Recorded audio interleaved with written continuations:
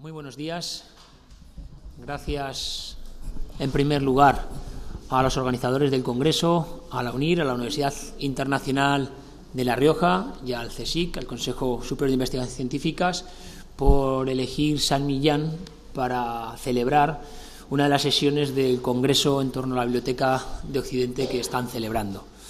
Bienvenidos a todos los participantes y congresistas a la Casa del Español, al lugar de la palabra, en este caso a la sede del Centro Internacional de Investigación de la Lengua, ACILENGUA, que, como saben, desde la Fundación San Millán tiene precisamente como finalidad potenciar, difundir el español, investigar e incidir en nuestro conocimiento de la lengua española y, lógicamente, de su literatura, la literatura y las lecturas generadas en español, y por lo tanto creo que ningún marco mejor que este para que el proyecto de Biblioteca de Occidente, que además, como saben, tiene ya un pilar, una pata bien asentada en el propio Cilengua, bajo la dirección del profesor Garrido Gallardo, pues estén aquí para conocer, como han podido conocer, también disfrutar de estos magníficos monasterios, pero también para seguir profundizando, trabajando en la empresa común que es el español y la literatura en español. Sin más, agradecer también, como no, la presencia de Jean-Pierre Etren, del director de la Casa Velázquez, y también la del profesor Michel Zinc, del Collège de France. Sin más, yo voy a ceder la palabra a Jean-Pierre Etienne, que va a ser quien presente al profesor Zinc. Muchas gracias. Bueno, pues muchas gracias. Unas pocas palabras. No voy a agradecer más porque ya están agradecidas las personas, creo que, y las entidades que contribuyen a la celebración de este gran congreso. Me sumo, naturalmente, a estos agradecimientos. Me corresponde presentar a Michel Zinc, quien va a intervenir con una conferencia en relación con el tema y el cuestionamiento de este congreso. Quiero agradecer a Michel Zinc que haya aceptado la invitación que yo le transmití de parte de la Biblioteca de Occidente para intervenir. Tiene una agenda muy complicada y ha hecho todo lo posible, lo imposible, para que fuera justamente posible que estuviera con nosotros y ante ustedes hoy día. Michel Zinc, su trayectoria es la trayectoria, diría, ejemplar, modélica de un gran humanista europeo, no simplemente francés, ejerce de francés como hacemos algunos en este país, pero también es además un gran humanista europeo, profesor en la actualidad en el prestigioso Collège de France, que es un sitio donde se imparten clases y no se dan títulos, con lo cual los que van y las que van ahí a escuchar van porque les interesa intelectualmente todo lo que se dice y se investiga. Y no solo es un profesor catedrático de literatura medieval europea en el Collège de France, sino que además cumple una labor importantísima en nuestro mundo académico, que es no solo ser miembro de la Académie des Inscriptions et Belles-Lettres, que es una de las 5 que constituyen el Institut de France, sino que justamente de esta Académie des Inscriptions et Belles-Lettres es el secretario perpetuo, lo cual viene a ser como aquí el director de la academia. Esto es, digamos, el perfil modélicamente académico de Michel Zinc. Sus trabajos principalmente versan sobre literatura medieval, francesa, europea. Tiene unos 20 libros propios, que son del resultado de sus investigaciones y, claro, por supuesto, no se cuentan los artículos, y también tiene otros 20 libros, por lo menos, que ha coordinado solo o con otros colegas también de su competencia. Además es un novelista, tiene una obra personal de novelista, se dedica a publicar un par de novelas policíacas. En fin, su relación con el tema de este coloquio, de este congreso, efectivamente no se impone así a priori, un estudioso de la literatura medieval y el canon en el contexto hispano, pero como bien sabía cuáles son los intereses intelectuales de Michel Zinc, me ha parecido que se imponía que pudiera intervenir en este coloquio, en este congreso, con esta conferencia. Le agradezco, pues, el haber hecho el esfuerzo por estar con nosotros. Le agradezco el haber preparado una conferencia que no va a dictar, que no va a pronunciar, no es su manera, que va a proponer, porque se ha situado ante la problemática o la temática de este congreso en nivel, digamos, de hipótesis, incluso de cuestionamiento. Entonces no va a venir aquí, no viene aquí con certezas y con afirmaciones, sino con propuestas, con preguntas y con sugerencias. Muchas gracias, Michel Zinc, por haber aceptado esta invitación.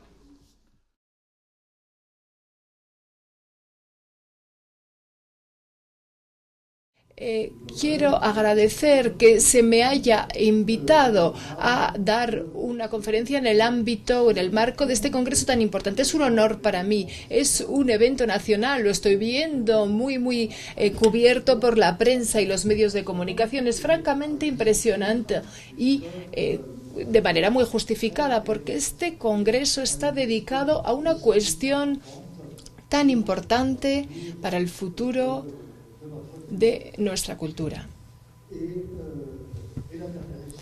Y la última disculpa, y luego volveré a esta disculpa porque, bueno, así voy alternando entre disculpas y agradecimientos, es que verdaderamente no voy a tratar el tema. Realmente francamente, no tengo más que defectos, no hablo español y encima ni siquiera voy a tratar del tema. El Congreso ha planteado la cuestión de saber si se podría proponer una lista de los libros que deberían continuar figurando en versión impresa en la Biblioteca del Hombre Culto, cuando la lectura electrónica se haya extendido, si no universalmente, al menos de manera muy amplia. Y a esta cuestión yo no voy a intentar responder directamente porque realmente soy incapaz. Evidentemente, como todo el mundo, tengo ciertas ideas sobre lo que podría ser la biblioteca del hombre honesto, diríamos. Como todo el mundo, podría dar una lista diciendo, bueno, pues estos podrían ser los libros que figuraran en esa lista. Pero, en realidad, si soy incapaz de responder a esta cuestión, es porque realmente no he logrado franquear la etapa previa. La etapa previa que consiste en calibrar lo que será en el futuro, en un futuro que cada vez es más cercano, calibrar, por lo tanto, el reparto entre la lectura en formato digital y la lectura de libros impresos. Así que estar en la situación de un alumno malo que no logra aprobar, que repite y nunca acaba los estudios. Me quedo en la fase preliminar y me voy a ceñir a los preliminares. Y uno de ellos estaría formado por reflexiones inconclusas sobre el tema. Así que, por lo tanto, una vez más, tendrán que perdonarme porque voy a esquivar un poco el tema. Y también las últimas disculpas esta vez, porque, bueno, hay límites en la humildad. Así que, bueno, también debo disculparme porque no tengo competencias particulares en el ámbito de la lectura electrónica. Yo no soy como Roger Farty, mi eminente amigo, sino que simplemente, como mucha gente, me veo limitado, y bueno, incluso él se ve limitado, me limito a suposiciones, proyecciones e hipótesis. En sí misma, la cuestión de la Biblioteca de Occidente es fundamental para definir la cultura de Occidente y para garantizar su supervivencia. Pero me parece que, tal y como se ha planteado en este Congreso, considera o da por hechos dos premisas. La primera es que la lectura electrónica va a extenderse a expensas de la compra y la lectura de libros impresos.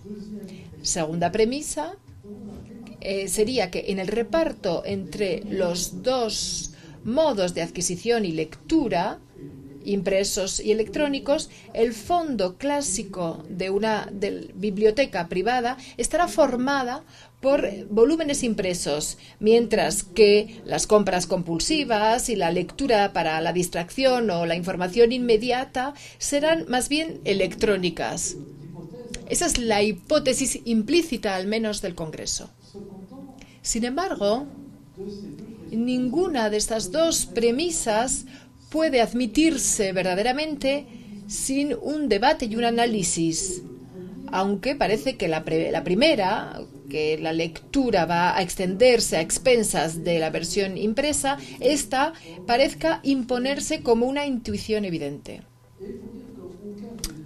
Y para decir que ninguna de las dos premisas se impone verdaderamente, ni siquiera la primera, haré referencia a los resultados de un estudio muy reciente sobre la lectura de libros electrónicos en Francia, que se realizó en marzo de 2013 y, por lo tanto, hace tan solo 2 o 3 meses. Según este estudio, bueno, podría enseñaros diapositivas, etcétera, pero bueno, grosso modo, este estudio mostraba que, indudablemente, la lectura de libros electrónicos sigue aumenta, pero las 2/3 partes de los lectores de libros electrónicos declara que el libro electrónico no ha modificado sus hábitos de lectura. Los lectores de libros electrónicos son lectores de libros impresos cuya práctica se ha intensificado y que consideran que leen y compran cada vez más libros impresos al mismo tiempo que leen cada vez más libros electrónicos. Por último, el 44% de ellos, el 44% piensa que su uso de libros electrónicos aumentará frente al 53% que opinaba esto en septiembre de 2012. Es verdad que en septiembre de 2012 y marzo de 2013 no hay mucho tiempo, no es un periodo significativo, pero bueno, más del 50% en septiembre y 44% en marzo. Por lo tanto, aunque entre tanto la venta de tabletas, lectores, etcétera, se haya desarrollado mucho, eso no ha implicado una especie de proyección hacia un futuro completamente electrónico. Y el 58% piensa que su uso de libros electrónicos permanecerá estable. Es decir, y esto es un porcentaje interesante, quiere decir que más de la mitad consideran que de los que han entrado en el formato electrónico lo utilizan y consideran que, bueno, está bien así, que el reparto ya está hecho y no van a modificar este reparto. Así, incluso en relación con este primer punto, la difusión de lo electrónico, la respuesta no es tan clara como podría creerse. No obstante, no cabe duda de que a medio plazo y sobre todo a largo plazo, la lectura digital irá ganando terreno. Se impondrá casi fatalmente, diremos, no solo a nivel comercial o por hábito, sino por efecto de generación. Se impondrá entre las generaciones que habrán aprendido a vivir desde el nacimiento con una pantalla ante los ojos y que habrán aprendido a utilizar un ordenador al mismo tiempo que a andar y hablar, algo que está ocurriendo hoy en día. Lo que no sabemos es en qué ámbito esta lectura electrónica va a extenderse en primer lugar. Voy a volver a los resultados de la encuesta. Los lectores de libros electrónicos son fundamentalmente o mayoritariamente masculinos. No voy a interpretar por qué, porque enseguida, en cuanto se entra en este tema, en los tiempos que corren, enseguida uno acaba en la cárcel. Así que igual hay una pequeña diferencia entre los sexos, que los hombres se sienten más cómodos con la tecnología, la mecánica, y las mujeres no son nuestra última superioridad. Es que, bueno, yo no sé, no voy a meter en este jardín, pero bueno. Se trata mayoritariamente de hombres, son jóvenes, menos de 35 años, bueno, era algo previsible, y tienen estudios superiores. Es decir, tienen estudios superiores, es decir, que no se puede decir que la lectura electrónica es una sustitución de la semilectura entre los semianalfabetos. No, al contrario. Por otra parte, y esto me ha sorprendido un poco, a la cabeza de los libros electrónicos se encuentra la literatura. Sobre todo se lee literatura en formato electrónico. Y por último, y lo repito porque ya lo he dicho antes, los lectores de libros electrónicos eran antes, siguen siendo y cada vez son más lectores de libros impresos. Evidentemente, estos resultados, como los resultados de cualquier otra encuesta, pueden interpretarse de numerosas maneras, pero en todo caso sugieren que la lectura de libros electrónicos avanza principalmente entre un público educado, culto, lector de libros impresos. Y estos resultados no desmienten, por lo tanto, la duda que antes yo ya expresaba.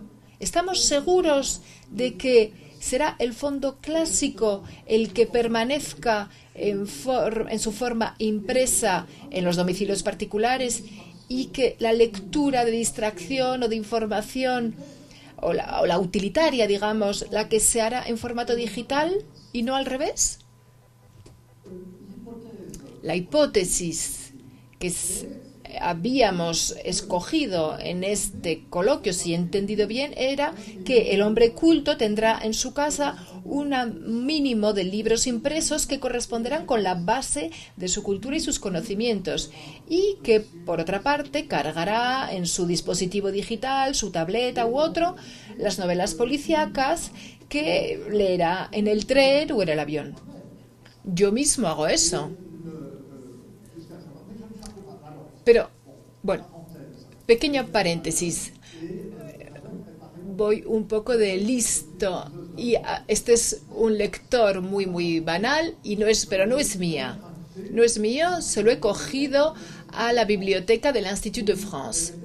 Estaba allí a disposición, yo la veía cada vez que pasaba y entonces pedí, dije, ¿me la puedo llevar? Y entonces todo el mundo me dijo, ¡uy, encantados! El primer académico que nos lo pide. Estaban muy, muy contentos.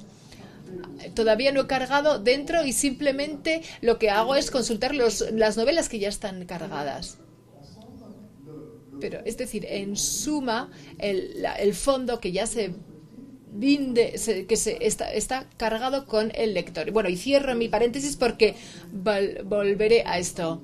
Sobre todo, recuérdenme que no me olvide el lector porque no es mío, pertenece a la biblioteca del Institut de France. Y vuelvo, por tanto, a mi ponencia. Entonces, el hombre culto tendrá su pequeña biblioteca que será la base de su cultura en casa y cargará en estos objetos o dispositivos las novelas policíacas que leerá en el avión. ¿Estamos seguros de esto? ¿Será así? ¿No podría ser que el hombre culto compre para el tren o el avión novelas policíacas en formato de bolsillo que compre en el kiosco de la estación o del aeropuerto y que, por el contrario, consulte la literatura clásica o las publicaciones serias en un formato electrónico? Porque es verdad que la lectura digital penetra por dos canales diferentes, como dos usos distintos. Por un lado, la lectura cotidiana y, si se quiere, no profesional, los periódicos, etcétera, a través de estos dispositivos. Pero por otra parte,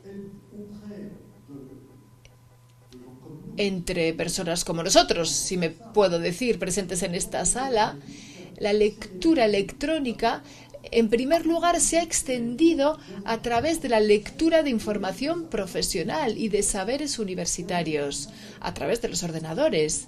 Las tabletas, por ejemplo, pueden servir para ambas cosas, pero bueno, quizás las pondríamos más bien en el ámbito de la lectura electrónica. Pero el lector que la encuesta retrata, un hombre joven y con estudios superiores, también es, sin duda, un lector de información facilitada por los buscadores que utiliza constantemente, de manera espontánea, tanto durante su carrera como en su vida profesional y en todas las circunstancias de la vida. Va a leer lo que necesita leer utilizando los buscadores. Y hay que saber que los motores de búsqueda, estos buscadores, también permiten, y cada vez más, leer en línea, de manera gratuita, los libros que ahora forman parte del dominio público. Por ejemplo, en el caso de la Bibliothèque Nationale de France, a través de la página web Gallica, pero al parecer en España la página web está mucho más desarrollada y perfeccionada, o sea que todavía permite una práctica más sofisticada de este tipo de cosas. Y una vez más, pequeña digresión. Es una experiencia que yo he tenido, pero involuntariamente, hace algunas semanas, por primera vez en mi vida, estaba escribiendo en mi despacho y quería citar o hacer una referencia a una novela de Balzac que es La Grenadière. Yo soy medievalista. Bueno, enseguida quise hacer esta referencia y me bastaba con levantarme de mi silla, despegar mi trasero y ir a buscar en mi Balzac complet y volver con La Grenadière. En lugar de eso, por pura pereza, tecleé mi ordenador y entonces vi La Grenadière en Gallica y así me evité 3 pasitos. No es así como uno evita el infarto y se mantiene en buena forma, pero bueno, es así y así es como funciona la cosa. Los buscadores, por lo tanto, permiten cada vez más leer en línea los clásicos o las obras que han caído en el ámbito público y, más concretamente, la literatura clásica. La literatura clásica es la más fácil de leer en línea y la más barata. También permiten, cada vez más, acceder a obras que todavía están sometidos a derechos de autor, pero que ya no están publicados de manera impresa por un editor. Por ejemplo, existe un programa de la Bibliothèque Nationale de France que se llama Relire y todos hemos recibido, creo que el procedimiento es un poco complicado, pero hemos recibido una carta que nos dice, id a ver esta página web, los libros que le afectan a usted, y en mi caso eran 5 libros que todavía están sometidos a derechos de autor. Yo todavía estoy vivo, no han pasado 60 años de mi muerte, por lo tanto son libros míos agotados, que la editorial no ha vuelto a imprimir porque reconozco que la demanda de mis libros no es francamente considerable, no todos se venden en los kioscos de las estaciones, etcétera. Así que soy yo el que tenía que decir a la Biblioteca Nacional de Francia que me niego a que estos libros aparezcan en formato electrónico. Si no lo hago, dentro de 6 meses, a partir del 20 de marzo, estarán en línea de manera gratuita en la página web de la Biblioteca Nacional de Francia. Lo que, por una parte, me alegra mucho, permite difundirlo entre el público interesado, y todo esto excluye que un día se utilicen en versión impresa, porque ¿quién lo publicará en estas condiciones? Pero como muchos de los autores universitarios reaccionarán como yo, bueno, pues igual lo sabrá que por pereza, o porque los editoriales no quieren publicar su libro, o porque igual no han hecho atención, no han prestado atención a la situación. Eso quiere decir que todos estos libros partirán a la página web de la Biblioteca Nacional de Francia, y estos libros, por lo tanto, eruditos, entre comillas, estarán disponibles allí. Por último, los buscadores o las páginas web permiten cada vez más acceder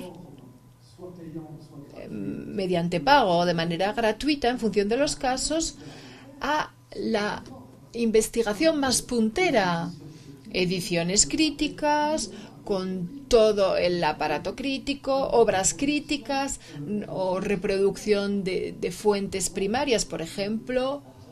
Yo le doy ejemplos franceses porque son los únicos que conozco. Por ejemplo, hay un gran laboratorio del CNRS que se llama el Instituto de Investigación de la Historia de los Textos. Está publicando en línea de manera gratuita todos los manuscritos medievales digitalizados de todas las bibliotecas de Francia, excluida los de la Biblioteca Nacional de Francia, que lo hace por su lado, aunque de manera un poco más lenta, y se pueden encontrar todos estos manuscritos. Así pues, este lector joven, culto y con estudios superiores sentirá en el futuro la necesidad de tener en su biblioteca obras clásicas impresas, es decir, ediciones que, a pesar de ser excelentes, están condenadas a envejecer, mientras que su terminal numérico, su terminal digital, le permite acceder a las ediciones y obras más recientes. Dicho de otro modo, un lector educado y culto tenderá más fácilmente a recurrir a la lectura electrónica para las obras de fondo, porque hay muchas más posibilidades de que sea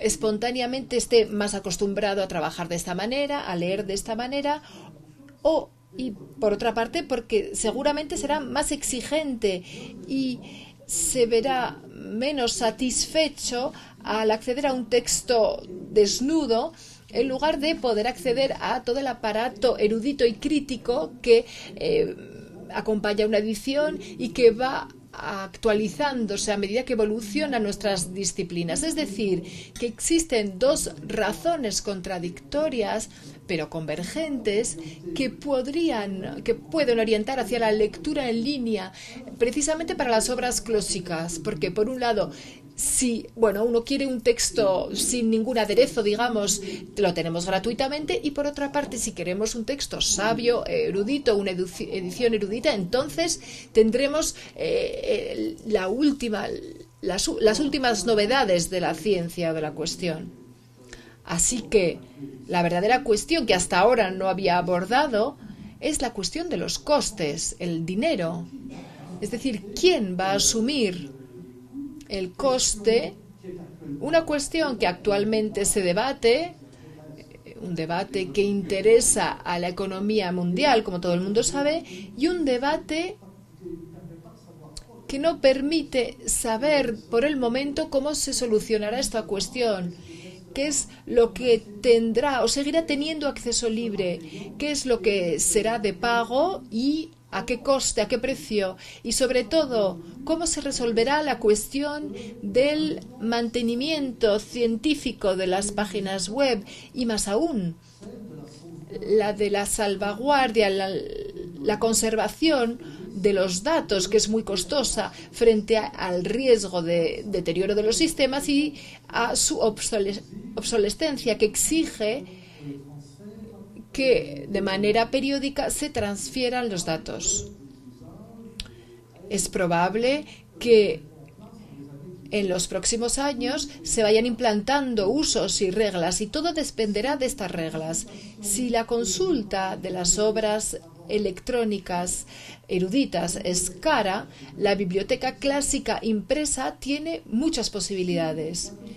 Si, por el contrario, la consulta de las obras críticas o ediciones críticas sabias es barata, entonces es posible que al menos en un cierto sector, entre ciertos usuarios, las obras clásicas impresas se rarifiquen, sean las primeras que se rarifiquen.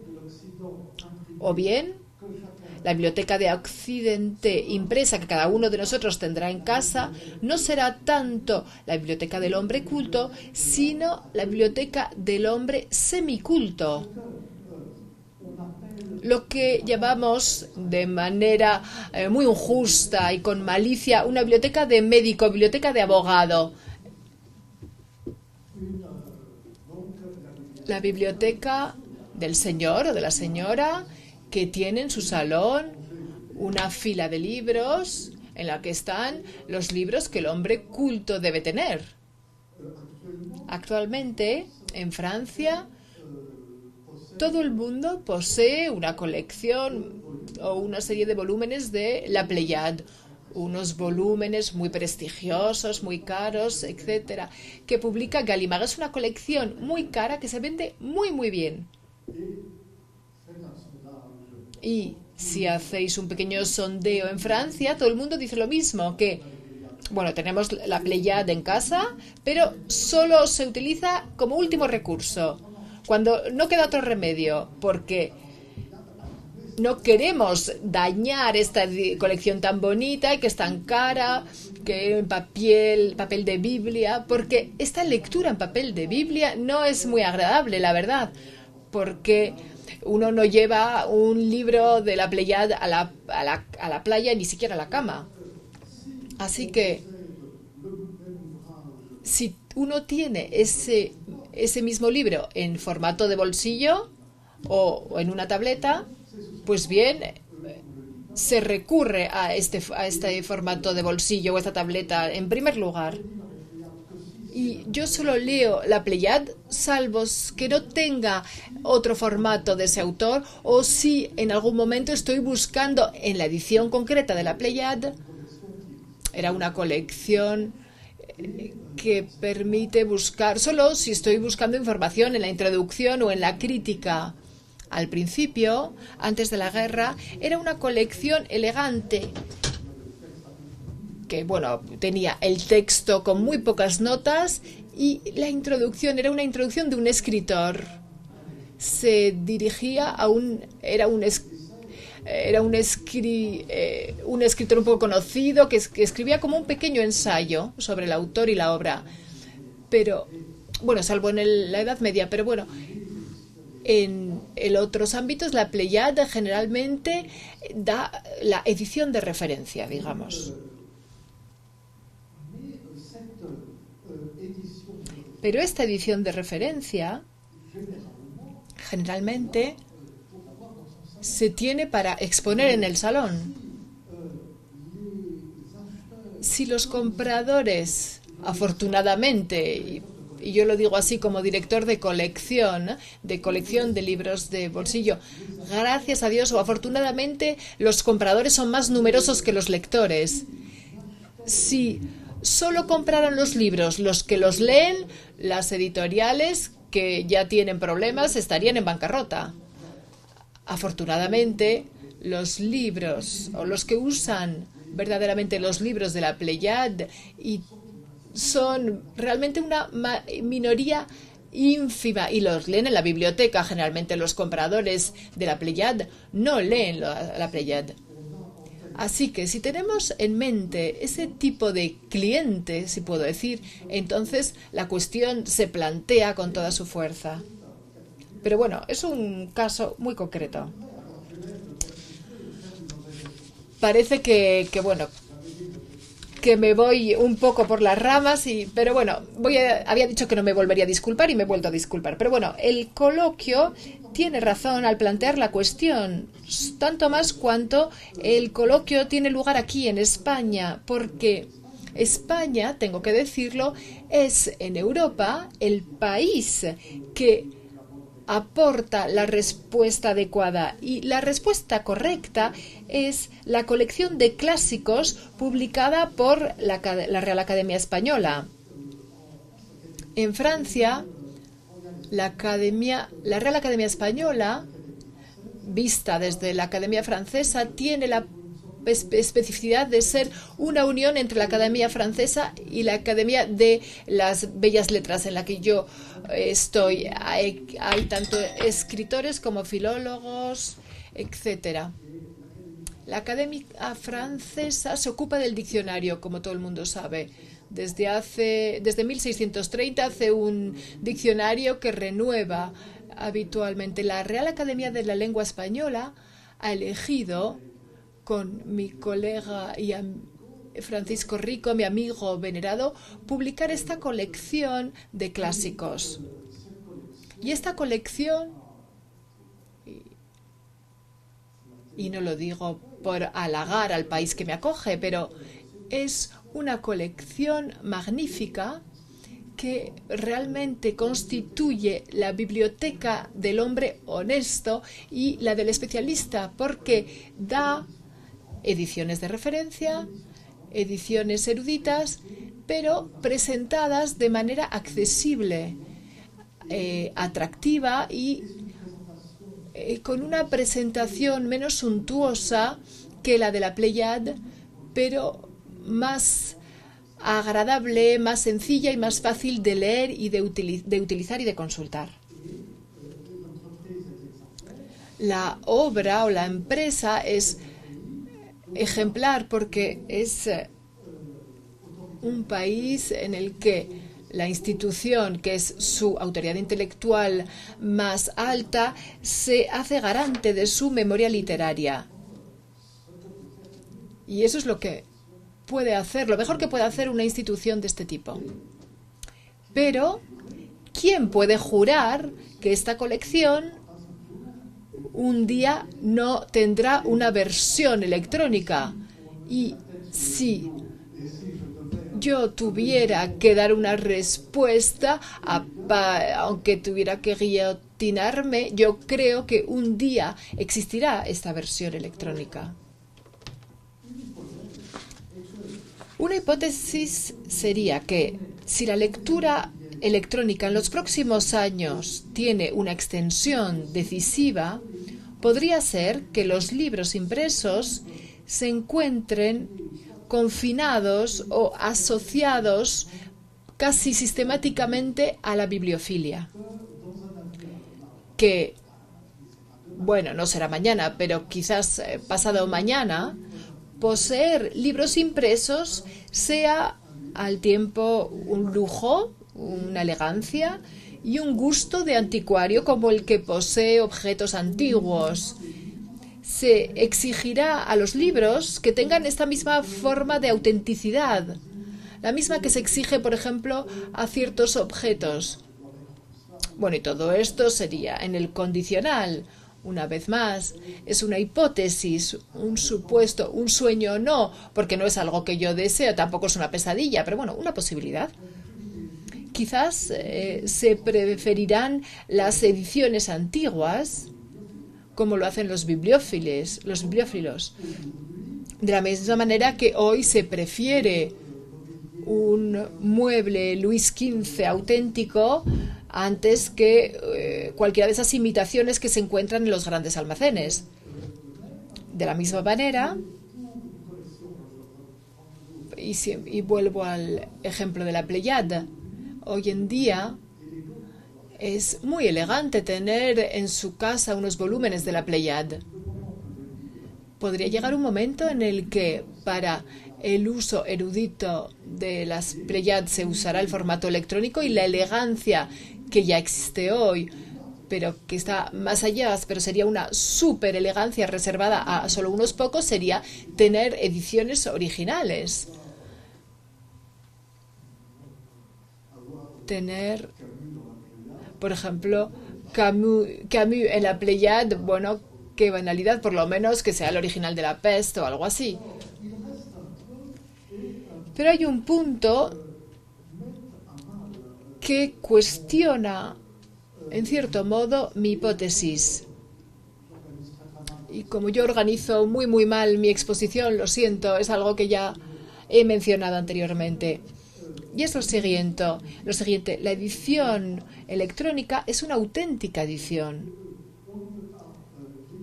La edición electrónica no consiste simplemente en poner PDFs en línea como Gallica. La edición electrónica es una auténtica edición. Tiene un coste, por lo tanto. Y no hablo únicamente de la digitalización de los impresos, sino de la publicación en forma digital de nuevos libros. Un nuevo libro también puede ser una nueva edición de un texto clásico. Tiene un coste, por lo tanto. Este coste es inferior al del libro impreso en el sentido de que no hay que pagar transporte ni almacenamiento. Y el stock, el almacenamiento, cuesta muy caro a las editoriales porque no basta con tener una nave, hay que tener una temperatura constante, una higrometría constante, si no los libros se dañan y ya no se puede vender como libro nuevo. Por lo tanto, todo esto cuesta muy caro. Pero la edición electrónica tiene también una serie de costes. Por un lado, la inversión tecnológica necesaria, también el personal, porque hay que tener una serie de competencias para poder editar libros electrónicos y no simplemente teclear en un ordenador. Realmente esto requiere una competencia editorial, hay que recibir una formación concreta en este sentido. Y por otra parte, aunque no exista el coste de almacenamiento, sí que tiene un coste el salvaguardar, el conservar estos datos, de manera que los datos conservados, debido a un problema de cambio de sistemas, ya no sean legibles llegado un momento. Así, la esperanza de que los libros electrónicos eruditos o sabios permanentemente actualizados es sin duda una esperanza utópica, y esto deja una oportunidad a la versión impresa. Lo que también deja una oportunidad a la versión impresa en un orden diferente es el probable desarrollo, que ya existe hoy, de la impresión a demanda. Actualmente, en 4 minutos se puede imprimir un libro que se pide en línea o por teléfono. Y realmente no es caro. Hace 15 días hablé con Robert Danton, que estaba en París y que es el gran especialista del libro y director de la biblioteca Harvard, que es la mayor biblioteca. Bueno, tiene 18 millones de volúmenes, más que la Biblioteca Nacional de Francia. Y por lo tanto, él sabe de lo que habla. Y así, en estas condiciones, si hacemos que intervenga también esta publicación a la demanda, entonces la frontera entre lo impreso y lo electrónico se difumina en favor de una complementariedad en función de las necesidades y de los gustos individuales. Y en ese momento, la biblioteca del hombre culto, en esta hipótesis, existiría, pero sería una biblioteca auténticamente personal. Y quizás es esto lo que pueda pasar. Bueno, quisiera tener en mi mesilla de noche una serie de libros. Entonces voy a pedir que se impriman a la demanda. Y los demás los voy leyendo así. Y esto me lleva a el último punto, que sería la verdadera cuestión, la cuestión que he eludido hasta ahora y de la que debería haber hablado y no lo he hecho todavía. La de la Biblioteca de Occidente. Esta cuestión de la Biblioteca de Occidente se plantea, en mi opinión, y se plantea de manera candente y casi angustiosa, e independientemente de la forma de esta biblioteca, que ya tanto si es digital o electrónica como impresión, y se plantea menos por el desarrollo de la lectura electrónica y más porque la literatura occidental ya no tiene canon, o porque el canon ya no es el de Occidente. Y me parece que el verdadero cambio de la cultura no es el desarrollo de lo electrónico frente a lo impreso, sino el hecho de que la biblioteca de Occidente ya no es percibida por el mundo ni siquiera por el propio Occidente más que como una biblioteca entre muchas otras. La cuestión consiste en saber si podemos mantener un canon, el canon de la Biblioteca de Occidente, dentro de un conjunto que ya no es el canon universalmente admitido y reconocido. Hace no tanto tiempo, la civilización de Occidente tan solo conocía y admiraba su propia literatura. Hubo un tiempo en el que el canon de esta literatura era, ante todo, el canon de la literatura antigua. Nuestra civilización se fundó con los ojos, con la mirada puesta en los textos de la antigüedad clásica, y este canon antiguo tiene esta particularidad, es reducido. La literatura de la antigüedad clásica, tal y como ha llegado a nosotros, no es tan abundante. Perfectamente se puede haber leído todo, no es muy difícil haber leído todo. Por lo tanto, verdaderamente ahí tenemos una biblioteca que podemos limitar, circunscribir, y a lo largo de los siglos en los que se ha formado nuestra sociedad, y hasta hace muy poco tiempo, una vez que uno había leído el conjunto de la literatura antigua, pues ya está, éramos un hombre culto, no valía la pena leer otra cosa, se podía leer, bueno, pero ya formaba parte de la distracción. Enseguida acabaré, pero si puedo permitirme, yo trabajo en el ámbito de la literatura medieval. Se dice tradicionalmente que en la época clásica no se leía la literatura de la Edad Media, no era algo que gustara. Bueno, no sé cómo uno puede afirmar esto en el país de Don Quijote, pero bueno, lo he hecho. Pero incluso en Francia uno se da cuenta ahora que esta literatura jamás dejó de leerse, simplemente no se hablaba de ello porque era un placer un poco vergonzoso. Hoy en día todo el mundo a todo el mundo le gusta decir que ha leído Derrida o Sófocles, pero nadie se enorgullece de haber leído la última novela policíaca, nadie lo dice. O bueno, mediante antífrasis sí, pero uno no se enorgullece de estar totalmente enganchado a una serie de televisión, aunque uno acaba de trabajar y va corriendo a casa para ver Downton Abbey u otra. Y en la época clásica ocurría lo mismo. La gente decía, bueno, las novelas de Edad Media, no, las leía, perdón, sí que leía las novelas de la Edad Media, pero no se enorgullecía de eso. En aquella época solo de lo que uno se enorgullecía de la literatura antigua.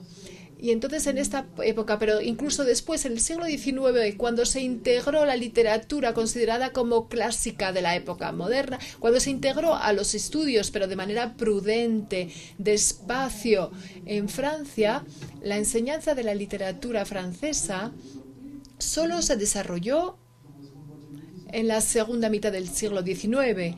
Primero, a través de la retórica, se hacía retórica latina y también retórica francesa. Después, en los exámenes hubo pruebas de disertación, composición latina, discurso latina, versos latinos, tan solo muy, muy tarde.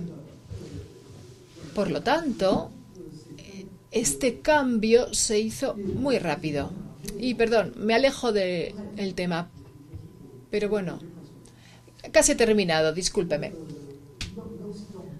Es decir, Occidente solo conocía su propia literatura, el canon era bastante reducido para que una mente culta pudiera dominarlo, y era una época también en la que la lectura y el teatro eran los únicos pasatiempos para el espíritu, e incluso la literatura moderna y contemporánea se integró.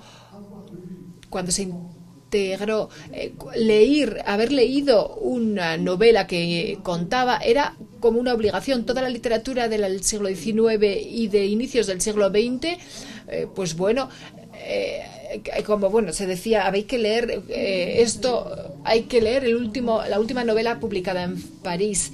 Así que había una serie de novelas que todo el mundo debía haber leído, y se citaba, por ejemplo, en Francia, en la Gare de Michard, eran las novelas que aparecían en estos manuales o libros de literatura. Hoy en día, es mejor, todas las literaturas del mundo tienen la misma dignidad. Tenemos acceso a todas las literaturas, todo está traducido en todos los sitios. Tenemos la posibilidad teórica de leer todo.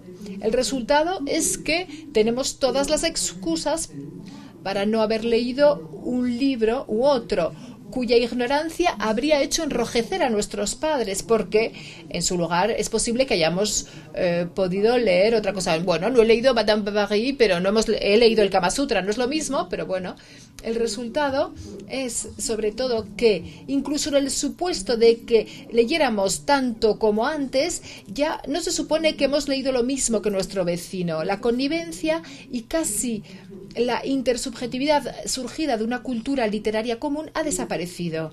Y para las jóvenes generaciones, claramente, me parece que es la música la que la ha sustituido en este papel. Los jóvenes ahora comparten una cultura musical común que cambia música y ya no una cultura literaria. Y una vez más, es esto, en mi opinión, más que la revolución digital, lo que amenaza a la Biblioteca de Occidente. Y último punto, y será mi conclusión, voy a volver a mi pequeño instrumento que me ha enseñado muchísimas cosas. ¿Quién hoy propone sistemáticamente al lector una biblioteca clásica de base o básica? ¿Quién propone una especie de biblioteca de Occidente? Pues son estos dispositivos, los lectores digitales. Generalmente se venden como esta, con un fondo de 100 de libros gratuitos. Se venden con el dispositivo en las principales lenguas occidentales: alemán, inglés, español, francés e italiano. Y a veces los mismos en las diferentes lenguas. Y yo con este dispositivo puedo leer Madame Bovary en francés, en inglés, en español, como quiera. El término biblioteca clásica básica es, a decir verdad, muy halagador, porque eso implicaría una lección razonada como la que está realizando este Congreso.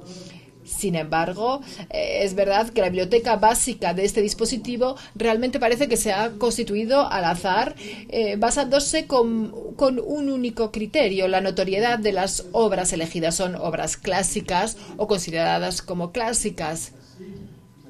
Toda la literatura del siglo XIX, los grandes textos del inicios del siglo XX, obras clásicas, por lo tanto, por necesidad, están en el dominio público, forman parte del dominio público, y casi prácticamente obras en prosa, casi únicamente novelas, y novelas que de hecho no van mucho más allá del siglo XIX. Se ve que el gran siglo de la literatura es el siglo XIX para estos dispositivos. Pocos poetas, aparte de Baudelaire, pocos filósofos, aparte de Nietzsche, nada de teatro, salvo Shakespeare. Pero bueno, Ricardo III solamente en alemán. No hay historiadores, pero la escritura de la historia es una escritura que se va renovando, y solo los historiadores muy, muy antiguos pueden considerarse como canónicos, porque representan un estado desaparecido de la ciencia histórica. Y solo está el texto sin ninguna nota, porque tiene que estar en el ámbito público. Así que estos instrumentos van a hacer una competencia directa a las colecciones de bolsillo básicas que ofrecen el texto sin ninguna nota, y no a esas que proponen auténticas ediciones. Pero habría que saber, ¿estas ediciones digitales mínimas gratuitas no serán suficientes para muchos? La del señor o la señora que haya comprado por 70 euros o menos incluso este instrumento y que tendrá aquí las grandes novelas, unas 100 novelas del siglo XIX, igual dice, ya está, ya la tengo en la biblioteca, ya tiene su biblioteca clásica. ¿Y quién comprará, por lo tanto, en versión electrónica o papel, estos libros que ya están aquí gratuitamente? La Biblioteca de Occidente impresa se limitará, por lo tanto, a lo que menosprecia el fondo gratuito de estos dispositivos, es decir, viejos poetas, filósofos, es decir, se reducirá simplemente al núcleo duro del trabajo sobre la lengua y sobre el pensamiento. Es una hipótesis triste, pero en el fondo no estaría tan mal. Si estas rarezas otorgará a estos poetas y filósofos como una especie de pequeña moda paradójica en las bibliotecas subsistentes. Muchas gracias por su atención.